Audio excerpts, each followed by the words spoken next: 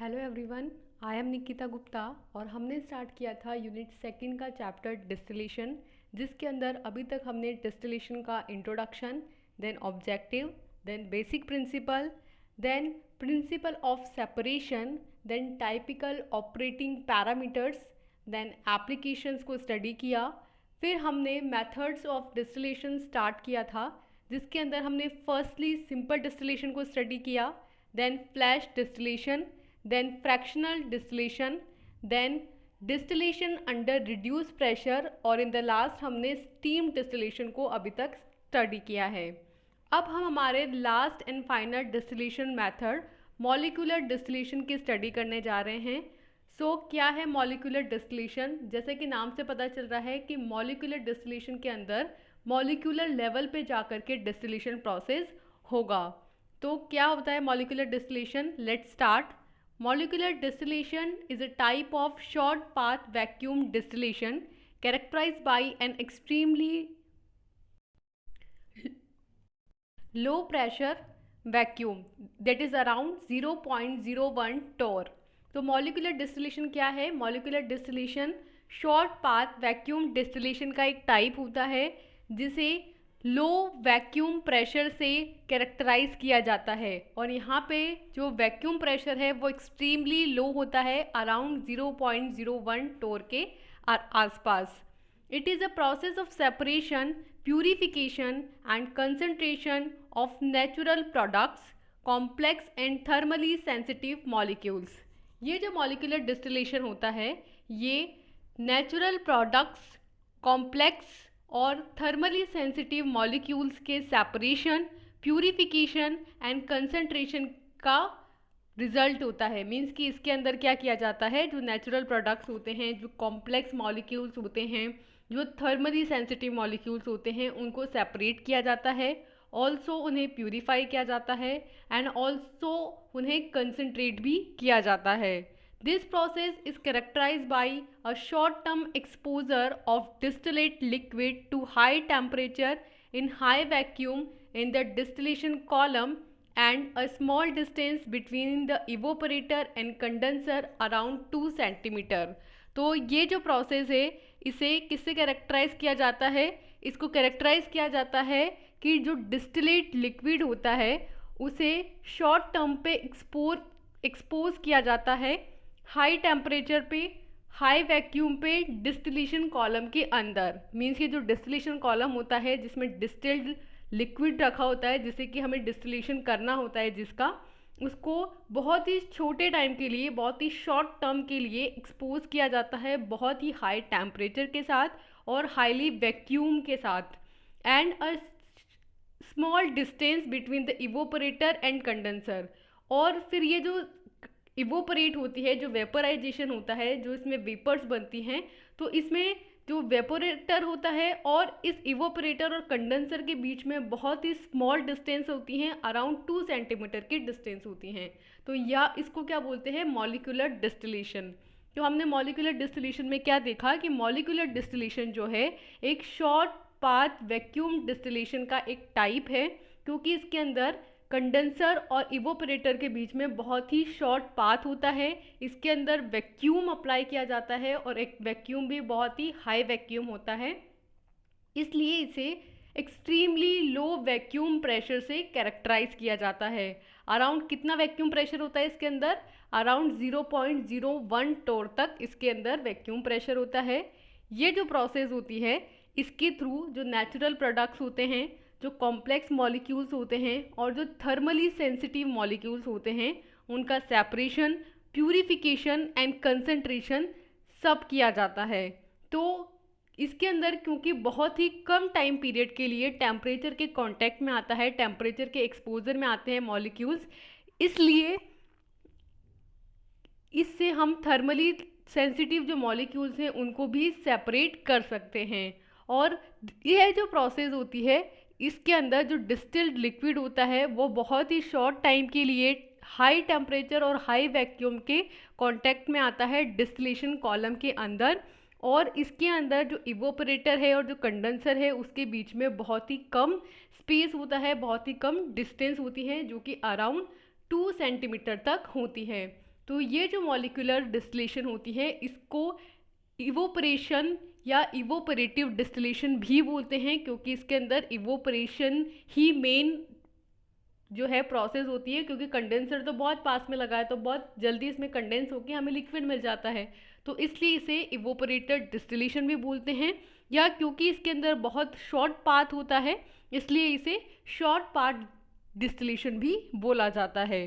So this is the introduction of molecular distillation. Then next आता है इस molecular distillation का प्रिंसिपल। तो किस प्रिंसिपल पे बेस्ड होता है ये कि molecular distillation is consider as the safest mode of separation and to purify the thermally unstable molecules and related compounds with low volatility and elevated boiling points। तो ये जो मॉलिक्यूलर डिस्टिलेशन होता है इसे सेपरेशन का सेफेस्ट मोड कंसीडर किया गया है। मीन्स कि जितने भी आपने मेथड्स देखे हैं डिस्टिलेशन के, उन सभी मेथड्स के अंदर ये जो मॉलिक्यूलर डिस्टिलेशन है वो सबसे ज़्यादा सेफ मोड है सेपरेशन के लिए और जो थर्मली अनस्टेबल मॉलिक्यूल्स हैं उनके प्यूरिफिकेशन के लिए, क्योंकि इसके अंदर बहुत ही कम टाइम पीरियड के लिए जो टेम्परेचर है उसके एक्सपोजर में आता है लिक्विड, इसलिए जो थर्मली अनस्टेबल मॉलिक्यूल्स हैं उनको इससे अच्छे तरीके से सेफली प्यूरिफाई किया जा सकता है। और वो कंपाउंड्स जिनकी लो वॉलेटिलिटी होती है मीन्स की और एलिवेटेड बॉइलिंग पॉइंट होता है, मीन्स कि जिनको हीट करने के लिए बहुत ज़्यादा हीट देनी पड़ती है, बहुत ज़्यादा एलिवेटेड उनका बॉइलिंग पॉइंट होता है और बहुत कम उनकी वॉलेटिलिटी होती है, मीन्स कि बहुत कम वो वेपराइज हो पाते हैं।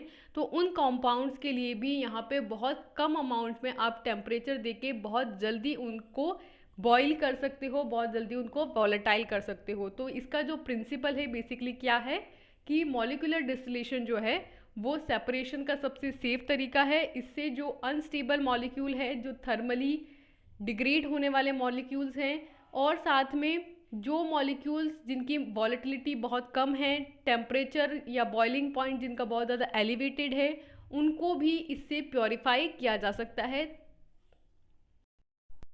देन आती है इस मॉलिक्यूलर डिस्टिलेशन इक्विपमेंट की कंस्ट्रक्शन। तो मॉलिक्यूलर डिस्टिलेशन यूनिट की कंस्ट्रक्शन को समझने के लिए हम यहाँ पे एक टाइपिकल मॉलिक्यूलर डिस्टिलेशन यूनिट बताई गई है, इसको देखेंगे। तो इसके अंदर क्या है, एक डिस्टिलेशन कॉलम होता है जिसके अंदर डिस्टिलेशन प्रोसेस हो रही होती है। इसके अंदर एक तो फीड इंट्रोड्यूस किया जाता है जिसे हमें डिस्टिल करना है, सेपरेट करना है, लिक्विड मिक्सचर होता है जो कि बेसिकली। देन हम इसके अंदर वेपर्स इंट्रोड्यूस करते हैं, यानी कि एज एन स्टीम इसके अंदर as an heating source vapours introduce की जाती है। ये वेपर्स कहाँ से आ रही है, बेसिकली रीबॉयलर के अंदर बॉइलिंग होती है और इस बॉइलिंग से वेपर्स बनती हैं जो कि इसके अंदर जाती हैं। और इसके अलावा स्टीम होती है इसके अंदर जो कि एज एन बॉइलिंग सोर्स जाती है। देन नीचे कंडेंसेट लगा होता है जिससे कि जो कंडेंस्ड और नॉन कंडेंस्ड गैसेज होती हैं वो बाहर निकल जाती हैं और यहाँ से जो आपका लिक्विड है वो फिर से इस रीबॉयलर में जाता है और वहाँ से स्टीम बन करके वो फिर से फीड में इंट्रोड्यूस होता रहता है। तो इस तरीके से ये प्रोसेस होती रहती है और एक प्रोडक्ट तो आपका नीचे से बॉटम से निकल जाता है और ऊपर क्या हो रहा होता है, ऊपर फीड हमने इंट्रोड्यूस किया है। फीड जो है उसको हीट की प्रेजेंस में या स्टीम की प्रेजेंस में उसमें क्या होता है, डिस्टिलेशन प्रोसेस होता है जिसके अंदर वेपराइजेशन होता है। ये जो वेपर्स होती हैं ये ऊपर से निकल के कंडेंसर से गुजरती हैं जहाँ से वो कंडेंस होती हैं। कंडेंस होकर के ये जाती है इस रिफ्लक्स ड्रम के अंदर जहाँ पे इसकी रिफ्लक्सिंग होती है जिससे कुछ गैसेस तो बाहर निकल जाती हैं और कुछ जो पार्ट है जो रिफ्लक्स के थ्रू जो कंडेंस हुआ है हमारा पार्ट वो पंप होके दोबारा से इसके अंदर रिफ्लक्स होता है और फिर से वो रिफ्लक्स होकर के इस डिस्टिलेशन कॉलम में जाता है और फिर से हमारा ये प्रोसेस चलता है और जो ओवर हीटेड प्रोडक्ट होते हैं वो बाहर निकल जाते हैं। तो बेसिकली इसके अंदर रिपीटेशन होता है ताकि आपको मोर प्यूरिफाइड जो है प्रोडक्ट ऑब्टेन हो सके। तो इसकी कंस्ट्रक्शन कैसी होती है, a simple molecular distillation has a unit which is placed on a hot surface. तो एक जो सिंपल सा मॉलिक्यूलर डिस्टिलेशन यूनिट होती है उसके अंदर क्या होता है, हॉट सरफेस होती है और हॉट सरफेस पे डिस्टिलेशन प्रोसेस कैरी ऑन होती है। तो distillate moves for a very short distance before it get condense. तो कंडेंस होने से पहले ये बहुत ही शॉर्ट टाइम के लिए मूव करता है, मीन्स कि बहुत स्मॉल डिस्टेंस होती है इवोपरेटर और कंडेंसर के बीच में। तो क्या होता है कि एक डिस्टिलेशन कॉलम होता है जिसके अंदर हमने फीड इंट्रोड्यूस किया, स्टीम इंट्रोड्यूस करी, स्टीम ने पेनिट्रेट किया उस फीड के अंदर, उस फीड में पेनिट्रेट होके उसके जो सोर्स था, उसके अंदर जो मटेरियल था उसको उसने वेपराइज किया, वेपर जो बनी वो कंडेंसर में गई और बहुत ही शॉर्ट जो है डिस्टेंस था वेपराइज के बीच में, वेपर्स के बीच में और कंडेंसर के बीच में, और उस स्मॉल डिस्टेंस को ट्रैवल करके कंडेंसर ने उसे कंडेंस किया और हमें हमारा डिज़ायर प्रोडक्ट ऑब्टेन हुआ। यहाँ पे ये जो बहुत शॉर्ट डिस्टेंस होती है इसको बोलते हैं मीन पाथ और इसे लैम्डा से रिप्रेजेंट किया जाता है। और ये बेसिकली किसको बताता है, ये उन मॉलिक्यूलर लेवल पे होने वाले जो पार्टिकल्स के बीच में डिस्टेंस ट्रेवल हो रहा है उसकी वजह से जो कॉलिजन हो रहा है उसको ये बताता है। तो मॉलिक्यूलर लेवल पे जो कॉलिजन हो रहा होता है उसका रिसेंबल है ये स्मॉल पाथ जिसे मीन पाथ बोला जाता है। तो this is the construction of molecular distillation, जिसके अंदर हमने कहा कि मॉलिक्यूलर डिस्टिलेशन के अंदर एक हॉट सरफेस होती है जिस पे डिस्टिलेशन प्रोसेस होती है, इसमें डिस्टिलेट जो होता है उसकी वेपर्स बनती हैं और ये जो वेपर्स होती हैं ये बहुत ही शॉर्ट डिस्टेंस को ट्रैवल करती हैं और फिर ये कंडेंसर में जाती हैं, वहाँ ये कंडेंस होकर के हमें एज इन प्रोडक्ट ऑब्टेन होती है। तो यहाँ पे एक सेंट्रीफ्यूगल मॉलिक्यूलर डिस्टिलेशन इसके टाइप है जिसको बताया गया है, मीन्स कि जो मॉलिक्यूलर डिस्टिलेशन है उसके अंदर फर्दर 2 टाइप्स होते हैं। एक होता है पॉलिंग फिल्म मॉलिक्यूलर स्टील और व्राइप्ड फिल्म मॉलिक्यूलर स्टील, और सेकेंड होता है हमारा सेंट्रीफ्यूगल मॉलिक्यूलर स्टील। तो यहाँ पे आपको सेंट्रीफ्यूगल मॉलिक्यूलर डिस्टिलेशन या सेंट्रीफ्यूगल मॉलिक्यूलर स्टील की कंस्ट्रक्शन को बताया गया है ताकि आप मॉलिक्यूलर डिस्टिलेशन के कंसेप्ट को अच्छे तरीके से समझ सकें।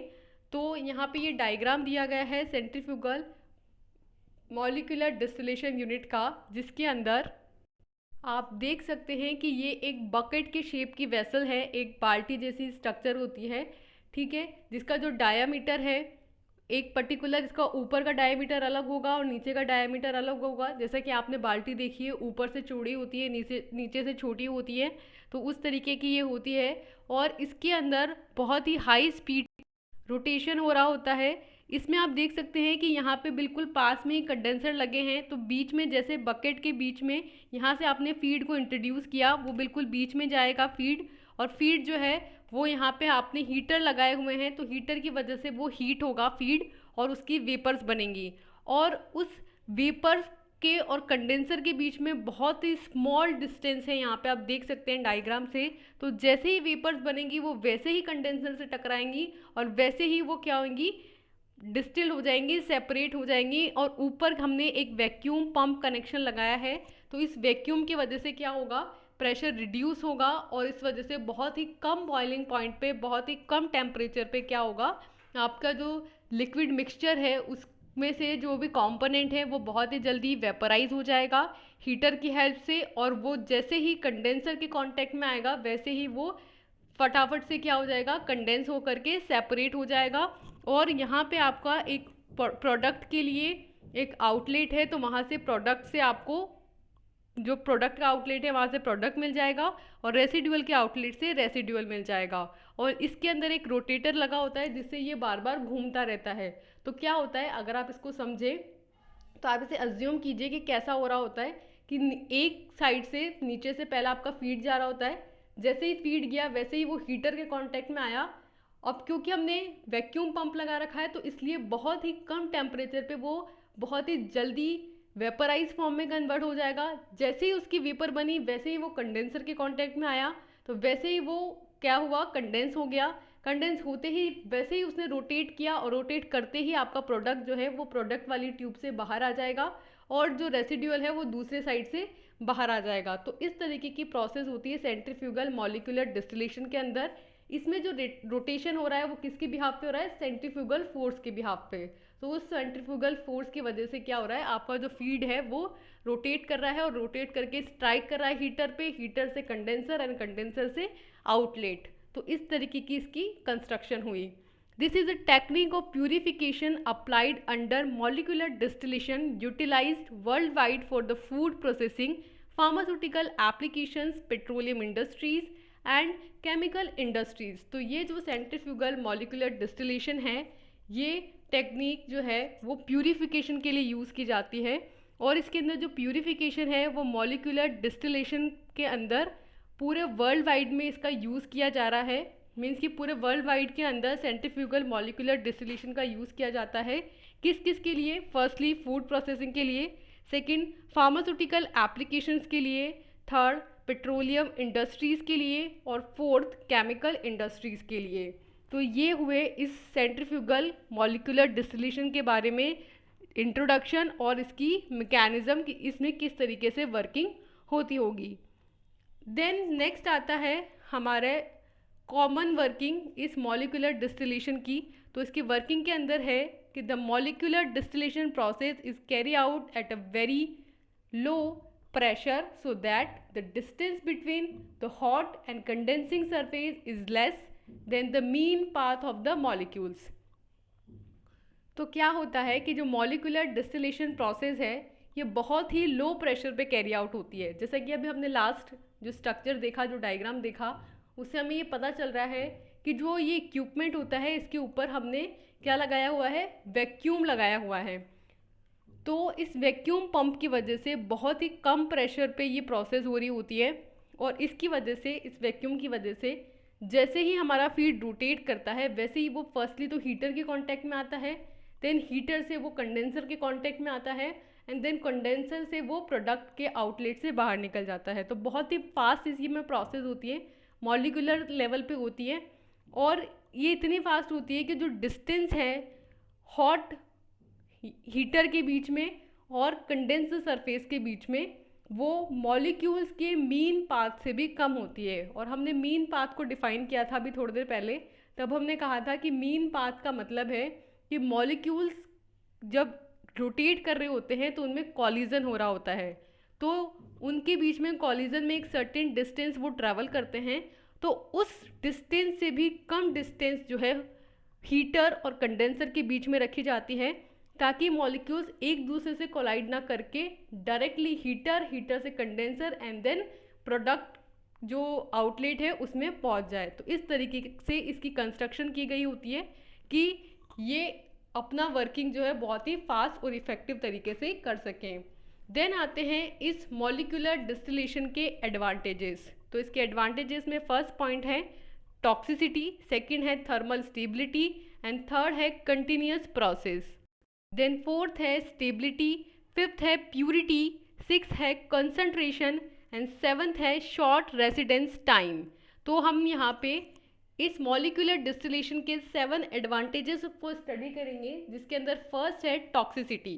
तो टॉक्सिसिटी के अंदर है कि avoids the problem of toxicity of solvents use as the separating agent. तो एज एन सेपरेटिंग एजेंट जो प्रॉब्लम आती थी सॉल्वेंट्स की टॉक्सिसिटी से रिलेटेड, वो प्रॉब्लम इसके अंदर अवॉइड हो जाती है। मीन्स कि जो सॉल्वेंट्स जो कि टॉक्सिक सॉल्वेंट्स होते थे तो उनको सेपरेट करने में बहुत प्रॉब्लम आती थी। तो हमने जैसे कि कहा भी था पहले जब डिस्टिलेशन की हमने और मेथड्स देखे हैं उसके अंदर कहा है प्रिकॉशंस के अंदर कि फुल्ली जो है इसको हीट नहीं प्रोवाइड करते हैं। मीन्स कि जब फ्लास्क के अंदर हम हीटिंग कर रहे होते हैं तो लास्ट में स्मॉल अमाउंट ऑफ रेसिड्यूअल को छोड़ देते हैं, उसको हीट नहीं करते हैं क्योंकि उसके अंदर टॉक्सिकेंट्स होते हैं, टॉक्सिक सॉल्वेंट्स होते हैं, तो इसलिए उनको पूरा वहाँ पे हीट नहीं किया जाता है। तो वो प्रॉब्लम यहाँ पे सॉल्व हो जाती है कि यहाँ पे जो टॉक्सिक सॉल्वेंट्स होते हैं उनको भी सेपरेट किया जा सकता है।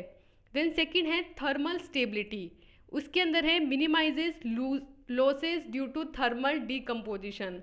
तो इसके अंदर थर्मल डीकम्पोजिशन नहीं होने की वजह से जो लॉस है वो बहुत कम हो जाता है, क्योंकि इसके अंदर थर्मल कांटेक्ट जो है वो बहुत कम होता है। मतलब हीटर के साथ कांटेक्ट में आने वाला जो टाइम होता है ना वो बहुत कम होता है इसके अंदर। तो इसकी वजह से जो कंपाउंड्स हीट की वजह से डिग्रेड हो जाते थे तो वो जो लॉस है वो बहुत ही कम हो जाता है यहाँ पे। तो थर्मल स्टेबिलिटी प्रोवाइड करता है ये। थर्ड है कंटिन्यूस प्रोसेस, मीन्स कि इसमें आप फीड देते रहो और आपको प्रोडक्ट मिलता रहेगा। तो it can be use in a continuous feed process to harvest distillate without having a break vacuum. तो इसके अंदर बिना किसी ब्रेक के आप कंटिन्यूस फीड प्रोसेस कर सकते हैं ताकि आप डिस्टिलेट को हार्वेस्ट कर सकें और इसके अंदर कोई भी ब्रेक नहीं होगा। मीन्स कि ऊपर से वैक्यूम चलता रहेगा, नीचे से फीड देते रहेंगे और प्रोडक्ट को ऑब्टेन करते रहेंगे। तो इस तरीके से ये एक कंटिन्यूस प्रोसेस होती है। देन नेक्स्ट आती है स्टेबिलिटी। तो the vacuum allows oil to be processed at minimum temperature reducing the risk of oxidative damage. तो ये जो वैक्यूम होता है ये ऑयल्स को मिनिमम टेम्परेचर प्रोवाइड करता है और इसकी वजह से ऑक्सीडेटिव डैमेज भी रिड्यूस हो जाता है। मीन्स कि वो ऑयल्स जो कि टेम्परेचर के कांटेक्ट में आने पे डिग्रेड हो रहे थे, ऑक्सीडाइज हो रहे थे, तो अब क्योंकि इसमें थर्मल कांटेक्ट बहुत कम होता है इसलिए इसमें ऑक्सीडेशन का जो रिस्क है वो भी रिड्यूस हो जाता है। देन फिफ्थ है कि separating the oils component by weight allows contaminate to be reduce far below industry standards. तो नेक्स्ट है इसका प्यूरिटी। तो प्यूरिटी के अंदर है कि इसमें जो ऑयल के कंपोनेंट्स हैं वो सेपरेट होते हैं, वो बाय वेट सेपरेट होते हैं, मतलब अपने मॉलिक्यूलर वेट के अकॉर्डिंग सेपरेट हो रहे होते हैं।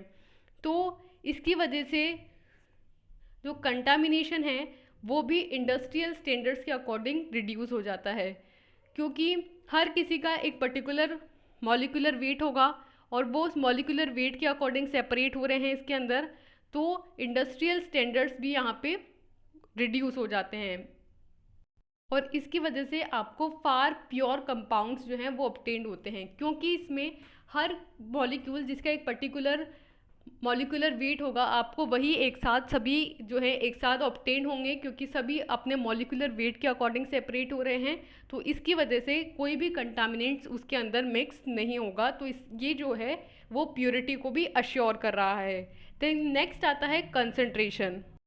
तो कंसंट्रेशन में क्या है कि weight grouping allows the process to concentrate fatty acids. अब इसमें क्योंकि वेट के बेसिस पे ग्रुपिंग होती है, वेट के बेसिस पे सेपरेशन होता है, तो इस प्रोसेस का यूज़ करके जो फैटी एसिड्स हैं उनको भी कंसंट्रेट किया जा सकता है। तो नेक्स्ट इसका यूज़ हुआ कंसंट्रेशन के अंदर। देन लास्ट आता है शॉर्ट रेसिडेंस टाइम, क्योंकि इसके अंदर बहुत फास्ट प्रोसेस होती है। हम नीचे से फीड इंट्रोड्यूस करते जा रहे हैं, फीड हीटर के कांटेक्ट में आ रहा है, हीटर से कंडेंसर के आ रहा है और कंडेंसर से प्रोडक्ट बन रहा है। तो बहुत ही शॉर्ट रेसिडेंस टाइम है, बहुत ही जल्दी हमें जो है प्रोडक्ट ऑब्टेन होता जा रहा है, सेपरेट होता जा रहा है, तो बहुत ही छोटे टाइम के लिए इसमें कांटेक्ट में आता है। तो this process has short residence time of the feed liquid. तो जो फीड लिक्विड है उसका रेसिडेंस टाइम इसके अंदर बहुत ही शॉर्ट होता है। तो हमने क्या क्या एडवांटेजेस देखे मॉलिक्यूलर डिस्टिलेशन के। फर्स्ट देखा हमने टॉक्सिसिटी, जिसमें हमने कहा कि जो टॉक्सिसिटी की प्रॉब्लम थी सॉल्वेंट्स की वो इसके अंदर दूर हो जाती है, टॉक्सिक सॉल्वेंट्स को भी इसमें हम सेपरेट कर सकते हैं। देन सेकंड है थर्मल स्टेबिलिटी। तो हमने कहा कि बहुत कम कांटेक्ट में आता है हीटर के, इसलिए इसमें थर्मल डिकम्पोजिशन होने के चांसेस भी कम हो जाते हैं। देन थर्ड आता है कंटिन्यूस प्रोसेस। तो ये बहुत ही कंटिन्यूस चलने वाला प्रोसेस है, एक तरफ से फीड देते रहिए और एक तरफ से प्रोडक्ट को ऑब्टेन करते रहिए, तो ये एक कंटिन्यूस प्रोसेस है। देन फोर्थ है स्टेबिलिटी। तो स्टेबिलिटी का मतलब ये है कि क्योंकि इसके अंदर हम फैटी एसिड्स को भी ऑयल्स को भी क्या कर सकते हैं, सेपरेट कर सकते हैं, क्योंकि इसमें टेम्परेचर के जो कांटेक्ट में बहुत कम टाइम के लिए आता है, तो इसकी वजह से जो ऑयल्स हैं उनका ऑक्सीडेटिव डैमेज भी यहाँ पे रिड्यूस हो जाता है।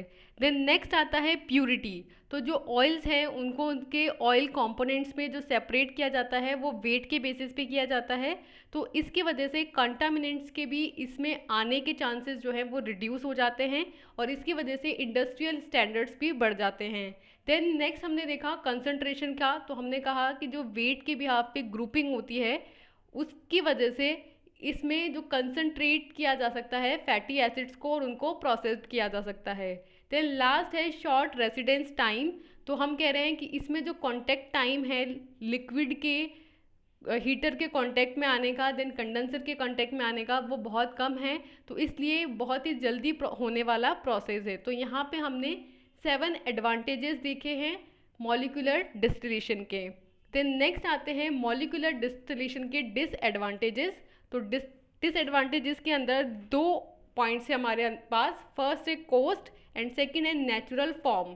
तो कॉस्ट के अंदर क्या है कि the cost for this complicated technology is relatively high.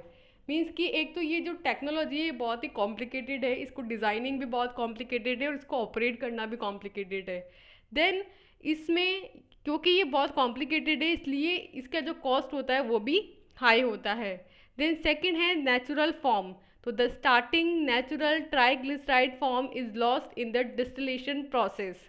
Means कि इसमें जो हम स्टार्टिंग में नेचुरल ट्राइग्लिसराइड फॉर्म डालते हैं वो डिस्टिलेशन प्रोसेस के एंड में लॉस्ट हो जाती है, क्योंकि उसकी हीटिंग हो रही होती है, उसकी कंडेंसिंग हो रही होती है। तो जो एक्चुअल में हम स्टार्टिंग मटेरियल डाल रहे होते हैं, स्टार्टिंग में नेचुरल ट्राइग्लिसराइड डाल रहे होते हैं, वो डिस्टिलेशन प्रोसेस के एंड में लॉस्ट हो जाता है। तो ये इसका सेकेंड डिसएडवांटेज है। तो इसके डिसएडवांटेज में हमने दो डिसएडवांटेज देखे। पहला कि एक तो ये कॉस्टली प्रोसेस है, सेकेंड कि इसमें जो नेचुरल ट्राइग्लिसराइड है वो लॉस्ट हो जाते हैं, नेचुरल फॉर्म लॉस्ट हो जाती है। देन आते हैं इस मॉलिक्यूलर डिस्टिलेशन प्रोसेस के एप्लीकेशंस। तो एप्लीकेशंस के अंदर हम 4 एप्लीकेशंस देखेंगे यहाँ पे, या 4 फार्मास्यूटिकल यूजेस देखेंगे। सो फर्स्ट यूज है कि it is use for the separation of vitamins and poly unsaturated fatty acids. तो ये जो मॉलिक्यूलर डिस्टिलेशन है इसका यूज़ किया जाता है वाइटामिन्स की सेपरेशन के लिए और पॉली अनसैचुरेटेड फैटी एसिड्स के सेपरेशन के लिए। देन सेकंड है कि molecular distillation is use industrially for purification of oils. तो ऑयल्स की प्यूरिफिकेशन के लिए इंडस्ट्रियल लेवल पे इस मॉलिक्यूलर डिस्टिलेशन का यूज़ किया जाता है।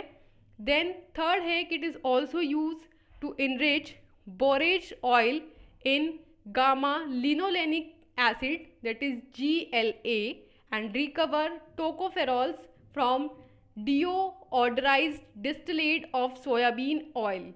तो इस प्रोसेस का यूज़ किसके लिए किया जाता है? जो गामा लिनोलेनिक एसिड है उससे इनरिच बोरेज को ऑब्टेन करने के लिए इसका यूज़ किया जाता है, और ऑल्सो टोकोफेरॉल को ये रिकवर करता है डिओड्राइज्ड डिस्टिलेट ऑफ सोयाबीन ऑयल से।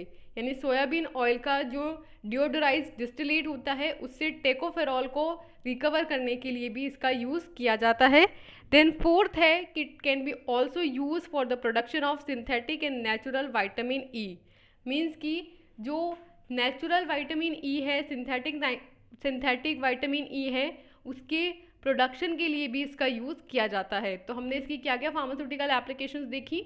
फर्स्ट वाइटामिन्स का separation, second poly unsaturated fatty acids क्या सेपरेशन, मीन्स कि वो फैटी एसिड्स जिनके अंदर बहुत सारे डबल बॉन्ड्स और ट्रिपल बॉन्ड्स हैं उनका separation. Then second industrial level पे जो ऑयल्स हैं उनका purification. Third gamma linolenic acid से इनरिच बोरेज का सेपरेशन और डिओडराइज्ड डिस्टिलेट है जो सोयाबीन ऑयल का, उससे टोकोफेरॉल का रिकवरेशन। देन लास्ट है कि सिंथेटिक और नेचुरल वाइटामिन ई का प्रोडक्शन करने के लिए इसका यूज़ किया जाता है। So these are the pharmaceutical uses of molecular distillation. तो यहाँ हमने कंप्लीट किया है अपना molecular distillation last distillation method, जिसके अंदर हमने मॉलिक्यूलर डिस्टिलेशन का इंट्रोडक्शन देखा, देन प्रिंसिपल, देन कंस्ट्रक्शन के अंदर हमने 2 टाइप के मॉलिक्यूलर डिस्टिलेशन की बात करी। पहला था falling film molecular distillation and centrifugal molecular distillation, जिसके अंदर हमने सेंट्रीफ्यूगल मॉलिक्यूलर डिस्टिलेशन स्टिल की भी कंस्ट्रक्शन देखी। देन हमने मॉलिक्यूलर डिस्टिलेशन की वर्किंग देखी, उसके एडवांटेजेस देखे। एडवांटेजेस के अंदर हमने 7 एडवांटेजेस को डिस्कस किया। देन हमने मॉलिक्यूलर डिस्टिलेशन के डिसएडवांटेजेस और फार्मास्यूटिकल एप्लीकेशंस को स्टडी किया। तो यहाँ पे हमारा कंप्लीट होता है मॉलिक्यूलर डिस्टिलेशन, और इसी के साथ हमारा कंप्लीट होता है यूनिट 2 का चैप्टर डिस्टिलेशन, जिसके अंदर हमने सबसे पहले डिस्टिलेशन का बेसिक इंट्रोडक्शन देखा। देन हमने डिफरेंट डिस्टिलेशन के मेथड्स देखे, जिसके अंदर फर्स्ट हमने simple distillation, then flash distillation, then fractional distillation, then distillation under reduce pressure, then steam distillation, और लास्ट में मॉलिक्यूलर डिस्टिलेशन को स्टडी किया। तो यहाँ पे हमारा कंप्लीट होता है distillation. So for now thank you and all the best.